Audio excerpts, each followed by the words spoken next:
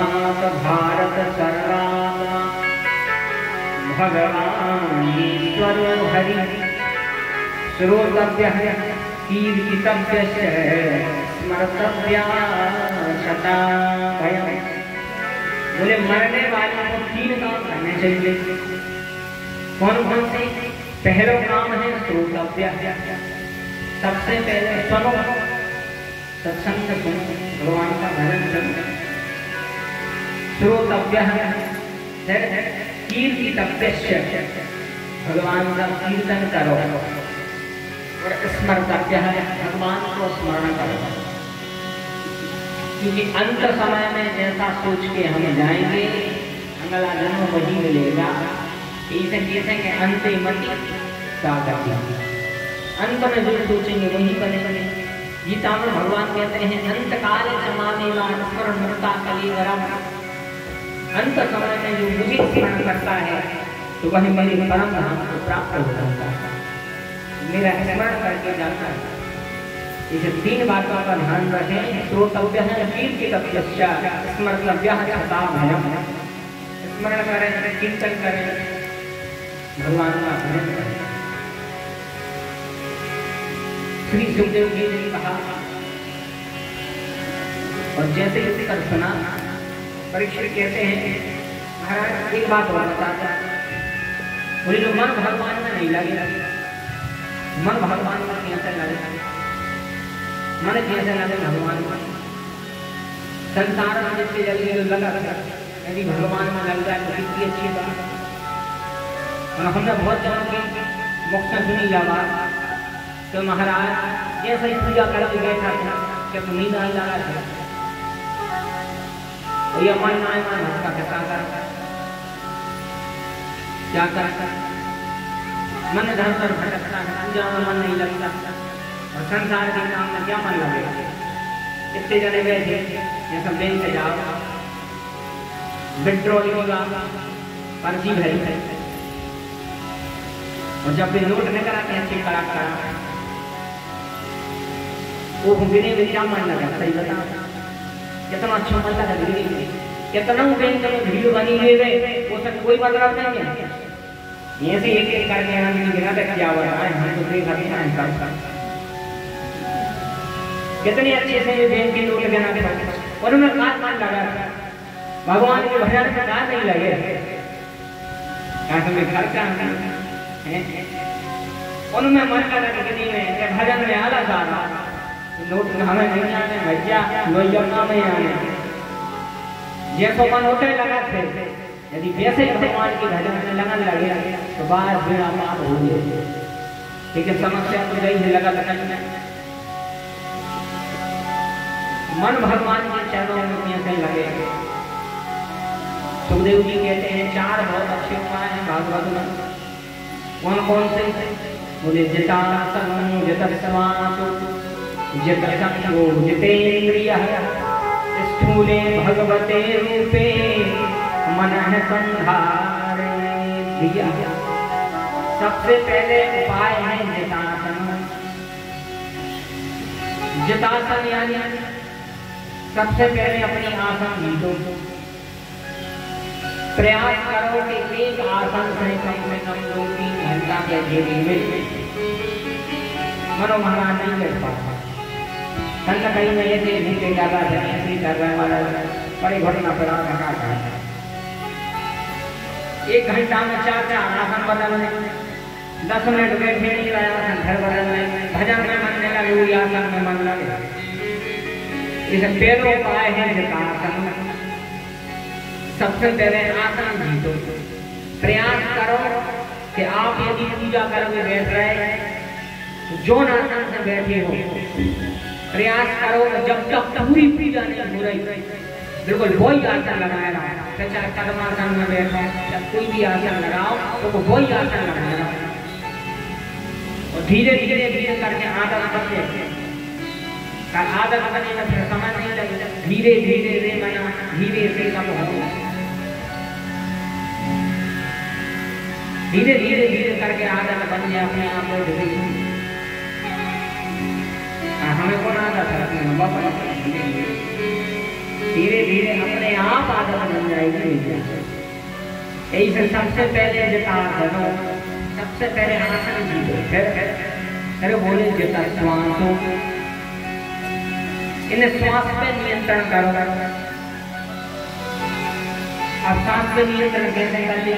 सांस ले को छोड़ दे, सांस ले को छोड़िए भैया, नाम छोड़िए, सांस ले को नहीं छोड़ना। फिर बोले इन सांसों पर नियंत्रण करना है, जितने नियंत्रण, इतनी बढ़िया बात है। श्वास श्वास कर नाम रट, वृथा श्वास मत।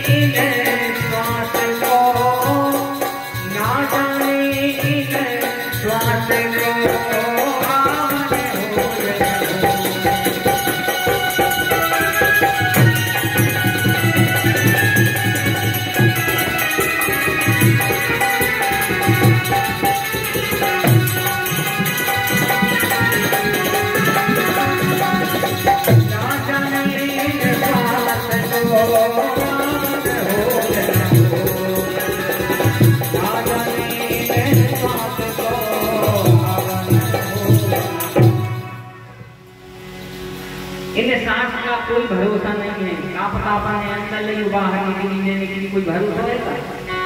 आप नींद में सोए तो ये बात का भी भरोसा नहीं है सवेरे उठ रहा है कि नहीं। हमने फलक झपकाई तो ये बात का भी भरोसा नहीं है खुल रही कि नहीं। कोई भरोसा नहीं है संसार का। पल से पल में क्या हो रहा है।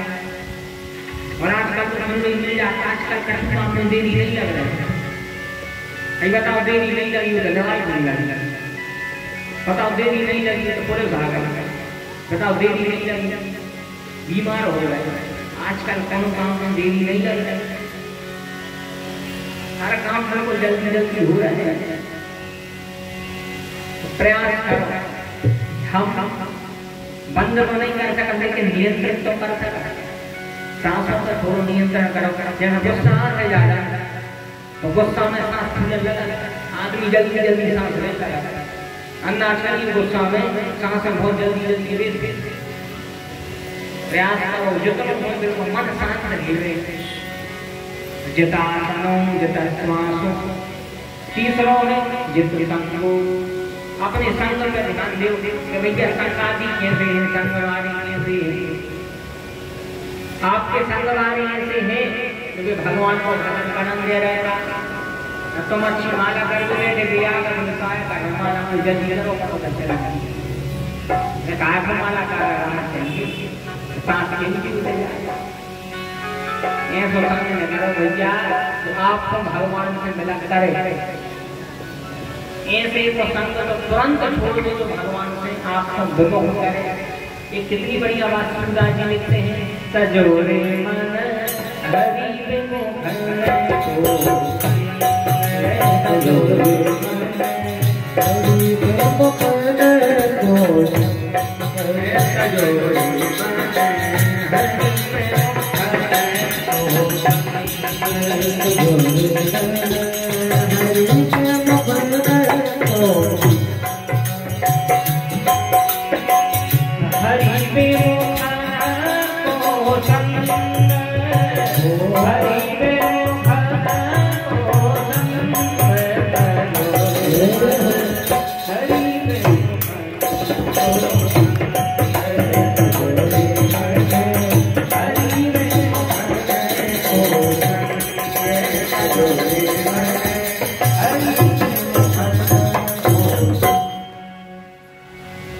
कहते हैं सजोरे मन हरि विमुख को संग।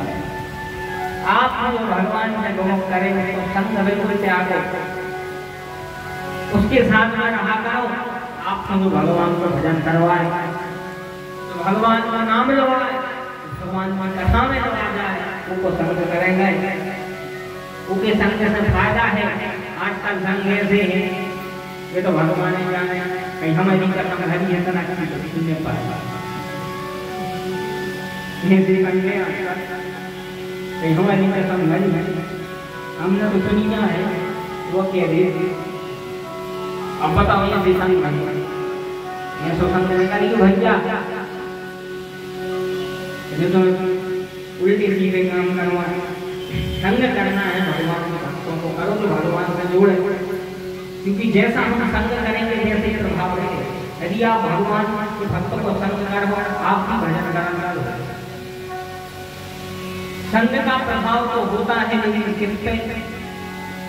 जोन की प्रकृति उत्तम नहीं है वो होते, जोन की प्रकृति उत्तम है पे कोई संग को प्रभाव नहीं पड़ेगा। ऐसे नहीं राजी दोहा लिख रहे कि जो रही उत्तम प्रकृति तो का करे सकत को संग, चंद्रन जिस व्यापे नहीं लिपटे रहते भुज।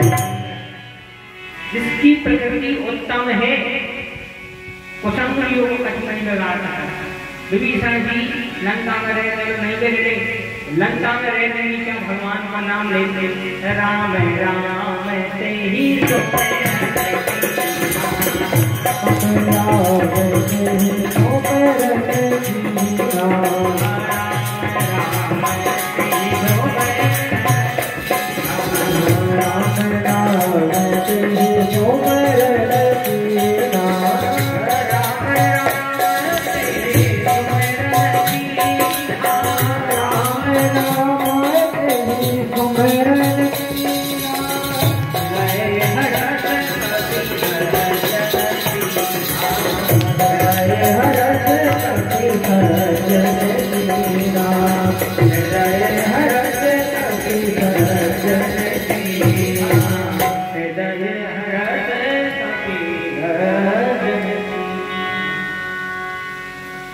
हृदय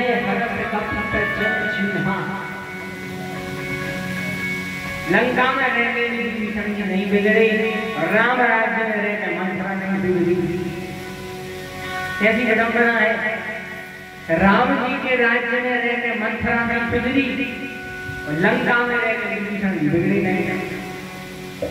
तो संग को प्रभाव कवे पर है, बोले जब प्रकृति उत्तम न हुई, जोंदना अपनी प्रकृति उत्तम हो गई तो फिर संग को कोई असर नहीं पड़ता। जैसे प्रकृति को या तो उत्तम बना ले या फिर संग छोड़ दे। अब दो ही चीजें हैं, या तो प्रकृति उत्तम बना या फिर उसको संग छोड़ दो। तीसरा काम है जब संग, चौथा है जितेंद्रिय, यानी अपनी इंद्रियों से अजीत राव इंद्रियों से आप दुमुख के सन्मुख हो। पूरी इंद्रियां कितनी? पूरे 10 इंद्रियां हैं, 5 कर्म इंद्रिय और 5 ज्ञान इंद्रियां। आंख कान नाक जीभ त्वचा जे हैं अपनी ज्ञान इंद्रिय, 5 हैं कर्म इंद्रिय। आंखों से हम देखते हैं, कानों से सुनते हैं, नाक से सूंघते हैं, त्वचा से स्पर्श पाते हैं, मुख से खाते हैं। तो 10 प्रकार की इंद्रियां हैं, इन पे नियंत्रण करो। देखना इंद्रियों की न घोड़े बढ़े, इनमें हरदम ही संयम के कोहे पड़े। अपने मन को सुधार लाते चलो, कृष्ण गोविंद गोपाल गाते चलो। मन कब सुधरेगा, नियंत्रित कब होगा, बोलेगा भगवान के चरणों में लगेगा। जैसे हनुमान जी लगाए हैं चरणों में, इंद्रियों को कछु बिगाड़ नहीं पा रहे, इससे उनको नाम है जितेंद्रिय। तो इंद्रियों को जीत लाओ, वही तो हनुमान जी। 4 बातों का ध्यान रखना, जिसा आसन जितना श्वासो जिस संगो जितेंद्रिय है। ऐसे ऐसे बढ़िया श्री सुखदेव जी ने वर्णन किया। आगे परीक्षित पूछते हैं महाराज सृष्टि की उत्पत्ति कैसे हुई? तब इन्होंने बताया कि सबसे पहले इस पृथ्वी पर जल ही जल था, फिर उस जल में भगवान नारायण शेषशायी बने थे। उनकी नाभि से कमल निकला, उस कमल में ब्रह्मा जी रहे। भगवान ने कहा ब्रह्मा जी से तप करो। ब्रह्मा जी ने तप किया। भगवान ने ब्रह्मा जी को ज्ञान दिया।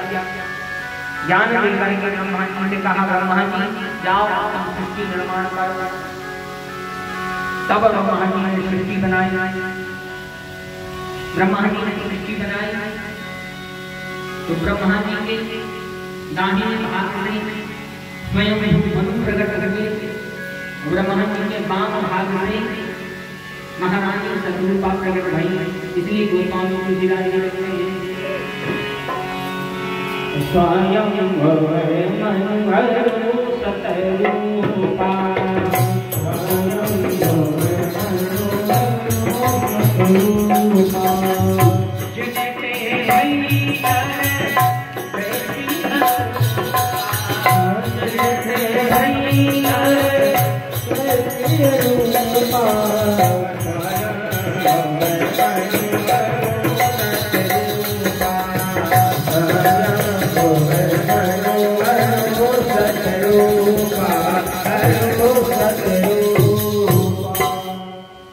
स्वयं भगवान सतरूपा जिनते हरि नर सृष्टि अनुरूपा।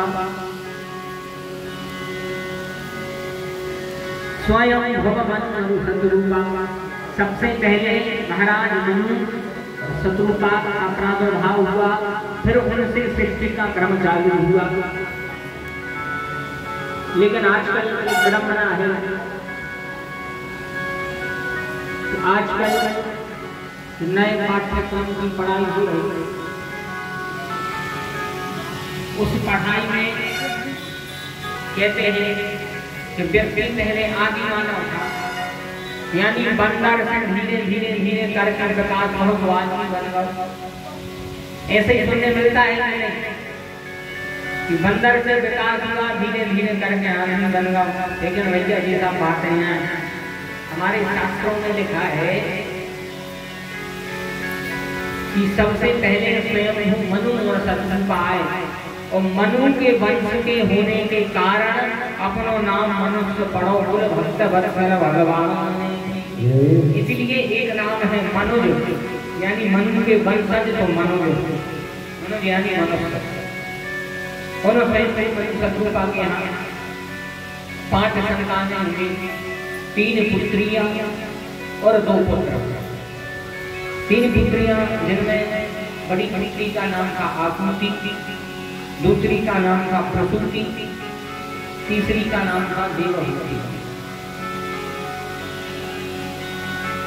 तीनों पुत्रियों के वंश का वर्णन समय अभाव के कारण पूरा विस्तार से नहीं सुना पाएंगे, लेकिन संक्षिप्त में आपको वर्णन बताते हैं। आकृति का विवाह जो है रुचि नाम की प्रजापति के साथ में हुआ। देवहूति का विवाह श्री कर्दम मुनि के साथ में हुआ। यह भगवान के बड़े भक्त थे। जिस समय देवहूति का विवाह हुआ उस समय पे देवहूति 21 वर्ष की थी। करदम की हमें 100 वर्ष की, करदम की हमें 100 साल की, ये हमें कई साल कहूँ का जोड़ी मिल रही,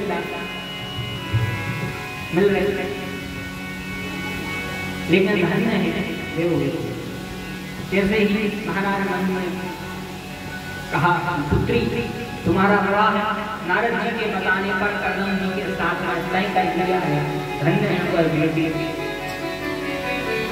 पिताजी से कहती है पिताजी आपकी जैसी आज्ञा हो, आपने जिसके साथ तय किया है मेरा भला आप जानते हैं, इसलिए मुझे सहज स्वीकार है, धन्य है वह बेटी। बेटियों का कर्तव्य है अपने पिता का आन बान शान को हमेशा बनाए रखें। बेटियां ही होती हैं जो समझती हैं। आदमी नहीं खड़ा करे हमें मोड़ा हवा मोड़ा, जब आदमी थक हार के घर जाते मोड़ा पानी नहीं पूछा। मेरी बेटी लोटा लेने आते कि देखो पापा पानी पी के हार गए हुए मोड़ा प्रवाहन चलो तुम जानो तो मौका हमने धन्य हुआ दिया। इनका विवाह चंदन जी के साथ में भया। ये 21 वर्ष की थी, गर्दन 100 वर्ष विवाह हुआ। विवाह के बाद स्त्री का पहला धर्म है अपने पति की सेवा करना। पति की सेवा करना ही कर्तव्य है। इसलिए माँ पार्वती की माँ को शिक्षा दे रही है, करहु सदा संकर लिखा है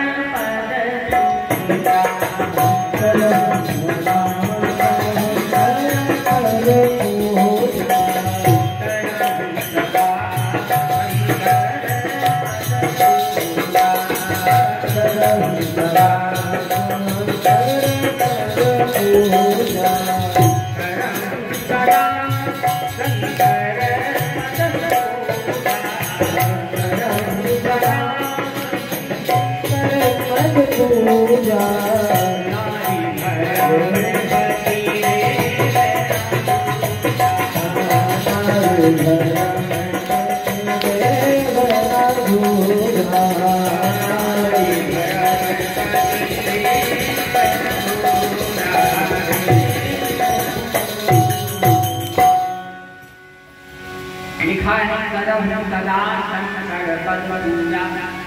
विवाह के बाद पहला कर्तव्य है पति की सेवा करना।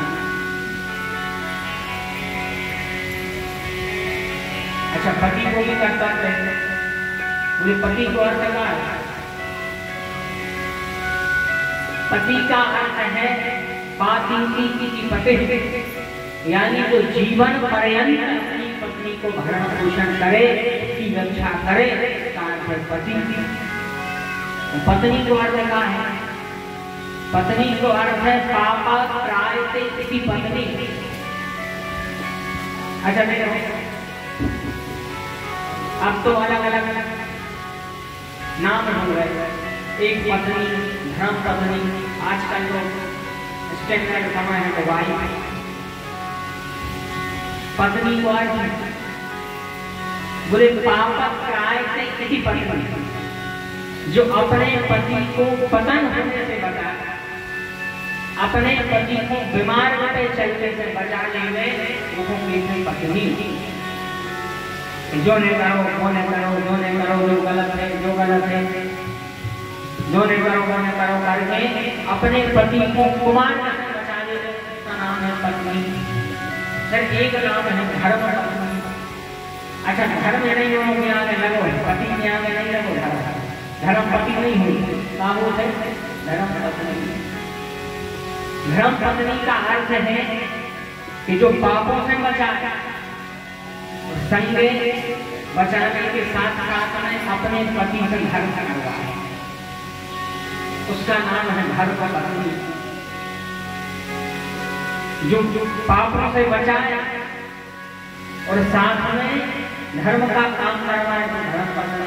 अच्छा, धर्म के काम तो देवर यहाँ पे होते हैं, भैया हरियाणा नहीं होगा धर्म के काम। जी जी हरियाणा में होंगे भैया हरियाणा देखा देख के ले। इसलिए नाम है धर्म पत्नी कि जो पापों से बचा है तो धर्म के काम में लगाए तो धर्म पत्नी। आजकल बाइक, आजकल है बाइक, बोले बाइक को बोले बाइक में सचनाई इसका ठहराई।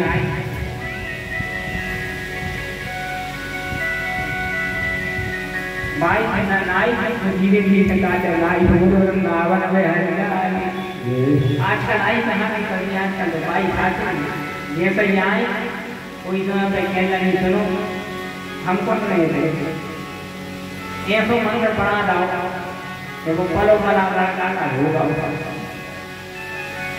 वो कह रहे थे पापा हमें बड़ा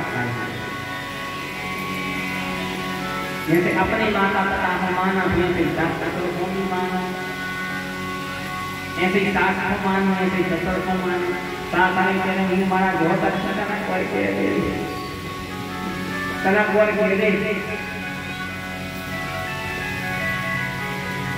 जो कर्तव्य है इसका तो सही पालन होगा। धन्य है देवभूति। इनका विवाह करदम जी के साथ में हुआ।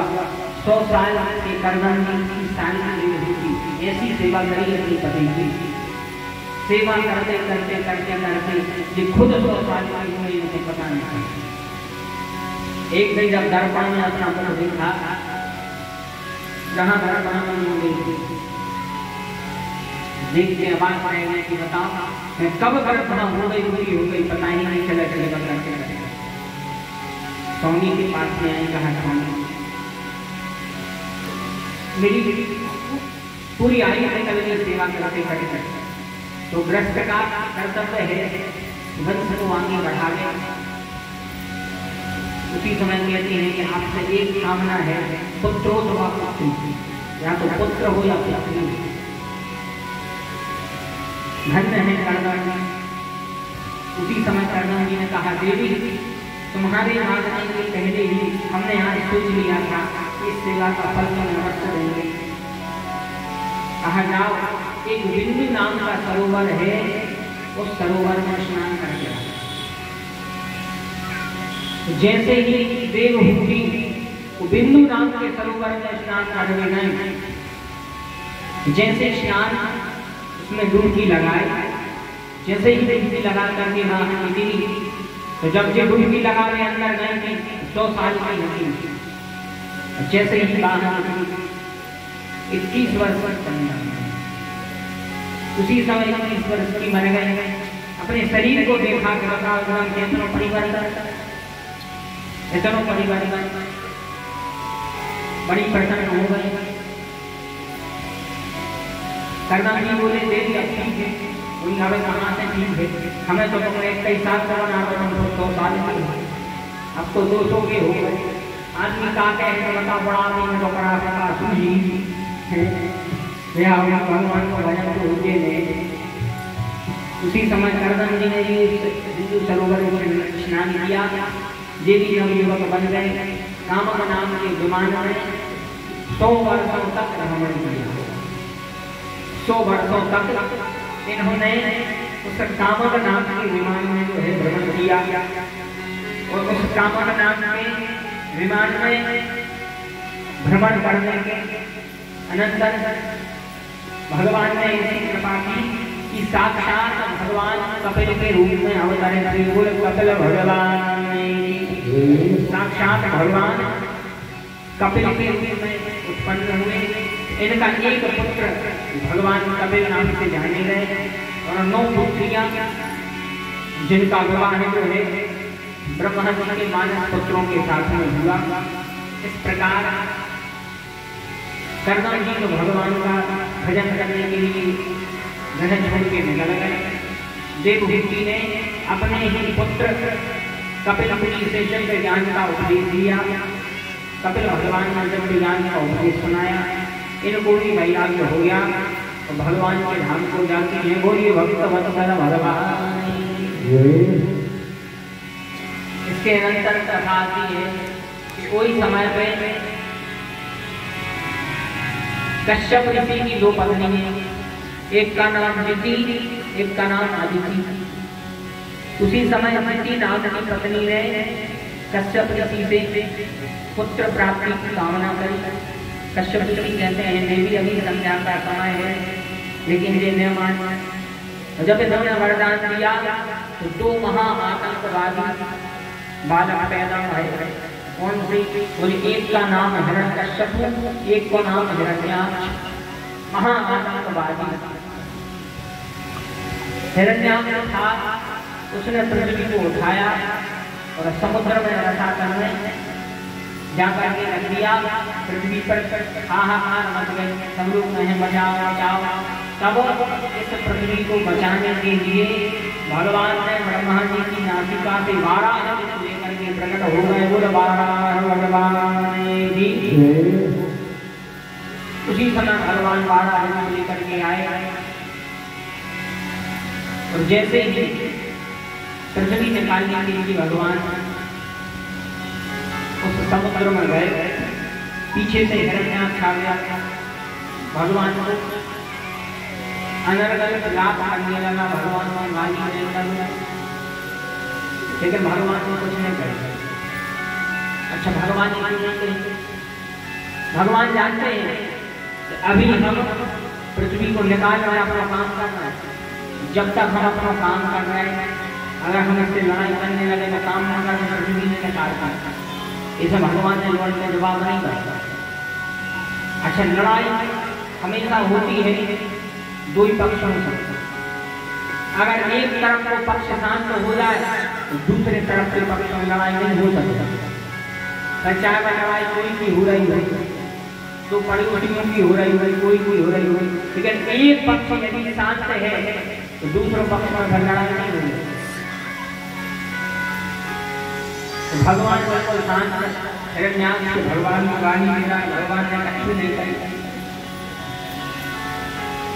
तो जैसे ही भगवान ने पृथ्वी निकाल के भगवान हिरण्याक्ष के पास में आए, तब हिरण्याक्ष ने चुप्पी साध ली। फिर जो शांत होगा, भगवान ने कहा जो शांत होगा लड़ाई कैसे होगा।